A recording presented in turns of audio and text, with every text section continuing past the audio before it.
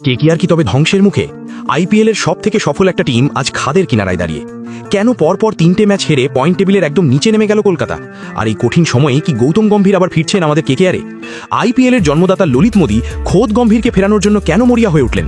আজকের ভিডিওতে এই সবটা নিয়ে বিস্তারিত আলোচনা করব, যা শুনলে হয়তো আপনাদেরও কপালে চিন্তার ভাঁজ পড়বে।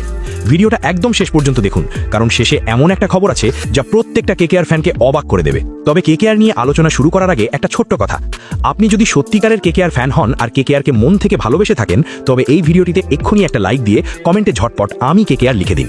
আর কেকেআরের সব খবর সব থেকে আগে পেতে আমাদের ডেসক্রিপশনে দেওয়া লিঙ্ক থেকে হোয়াটসঅ্যাপ আর টেলিগ্রাম গ্রুপে তাড়াতাড়ি জয়েন করে যান। বন্ধুরা, আইপিএল 2026-এর শুরুটা কলকাতার জন্য একদমই ভালো হয়নি। যে টিমকে আমরা দাপট দেখাতে দেখতাম, সেই টিম আজ লড়াই করতে ভুলে গেছে। অজিঙ্ক্য রাহানের অধিনায়কত্বে দলটা যেন ঠিক খেই হারিয়ে ফেলছে। এখনও পর্যন্ত 4টে ম্যাচ খেলা হয়ে গেছে, কিন্তু ঝুলি একদমই শূন্য। প্রথম ম্যাচটা তো পাঞ্জাব কিংসের সাথে বৃষ্টিতে ভেস্তে গেল, কিন্তু বাকি 3টে match Mumbai Indians, Sunrisers Hyderabad আর সবশেষ লখনৌ সুপার জায়ান্টস, সবার কাছেই হারতে হয়েছে আমাদের। বিশেষ করে লখনৌয়ের বিরুদ্ধে ম্যাচটার কথা ভাবলে সত্যিই খুব কষ্ট হয়। জয়টা একদম হাতের মুঠোয় ছিল, কিন্তু ওই যে বলে না, ভাগ্য খারাপ থাকলে যা হয়। লখনৌয়ের ব্যাটার মুকুল চৌধুরী একা হাতে কেকেআরের মুখ থেকে জয়টা কেড়ে নিলেন। আর এই হারের পরই চারদিকে কেকেআরকে নিয়ে সমালোচনা শুরু হয়েছে। সবাই বলছে টিম ম্যানেজমেন্ট কি তবে কোনো বড় ভুল করে ফেললো? ঠিক এই আগুনের মধ্যেই ঘি ঢেলে দিয়েছেন আইপিএলের ফাউন্ডার ললিত মোদি। তিনি নিজের এক্স হ্যান্ডেলে, আগে যেটা টুইটার ছিল, সরাসরি লিখেছেন যে কেকেআরকে যদি আবার আগের মতো চ্যাম্পিয়ন মেজাজে দেখতে হয়, তবে যেভাবেই হোক গৌতম গম্ভীরকে ফিরিয়ে আনতে হবে। তার মতে গম্ভীরই হলেন একমাত্র মানুষ যিনি কেকেআরের আসল চাবিকাঠিটা জানেন। ললিত মোদি তো বলেই দিয়েছেন কেকেআর ম্যানেজমেন্টের উচিত গম্ভীরের জন্য সবটুকু চেষ্টা করা। কিন্তু সমস্যাটা কোথায় জানেন তো?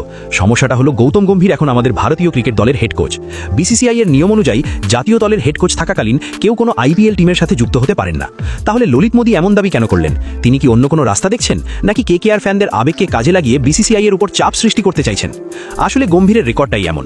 2012 আর 2014 সালে যখন কেকেআর প্রথম দুটো ট্রফি জিতেছিল, তখন গৌতম গম্ভীরই ছিলেন আমাদের ক্যাপ্টেন। তারপর মাঝখানে একটা লম্বা খরা গিয়েছিল। 2024 সালে যখন গম্ভীরের মেন্টর হিসেবে ফিরে এলেন, জাদুর মতো বদলে গেল টিমটা। আমরা জিতলাম আমাদের তৃতীয় ট্রফি। তাই গম্ভীর চলে যাওয়ার পরেই টিমটা যে আবার নড়বড়ে হয়ে পড়বে, সেটা অনেকেই আগে থেকে আঁচ করেছিলেন। আজ পয়েন্ট টেবিলের শেষে থাকা কেকেআরকে দেখে সেই আশঙ্কাটাই সত্যি মনে হচ্ছে। অজিঙ্ক্য রাহানে দারুণ একজন ক্রিকেটার, কিন্তু অধিনায়ক হিসেবে গম্ভীরের যে আগ্রাসন আর জেদ, সেটা হয়তো কোথাও একটা মিস করছে দল। কেকেআরকে যদি এই টুর্নামেন্টে টিকে থাকতে হয়, তবে বড় কোনো পরিবর্তন আনতেই হবে।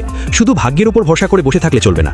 ললিত মোদির এই বক্তব্যের পর এখন ক্রিকেট মহলে একটাই প্রশ্ন ঘুরপাক খাচ্ছে, আইপিএল 2026-এ কি সত্যিই কোনো মিরাকল হবে, নাকি কেকেআরকে এই সিজনে খালি হাতেই ফিরতে হবে? আপনারা কি মনে করেন? ললিত মোদির এই কথার সাথে আপনারা কি একমত? গৌতম গম্ভীরকে কি কোনোভাবে কেকেআরে ফিরিয়ে আনা সম্ভব, নাকি আমাদের রাহানেকেই আরও একটু সময় দেওয়া উচিত? আপনাদের মতামত আমাদের অবশ্যই জানান, কারণ আপনার এক একটা মন্তব্য আমাদের দলের জন্য আশীর্বাদ হতে পারে। কেকেআরের জন্য লড়াইটা এখনও শেষ হয়নি। মনে রাখবেন, করবো, লড়বো, জিতবো রে। আজকের ভিডিওটা ভালো লাগলে সবার সাথে শেয়ার করে দিন। দেখা হচ্ছে পরের ভিডিওতে আরও নতুন কোনো আপডেটের সাথে। ততক্ষণের জন্য ভালো থাকুন, কেকেআরকে সাপোর্ট করতে থাকুন। জয় হিন্দ।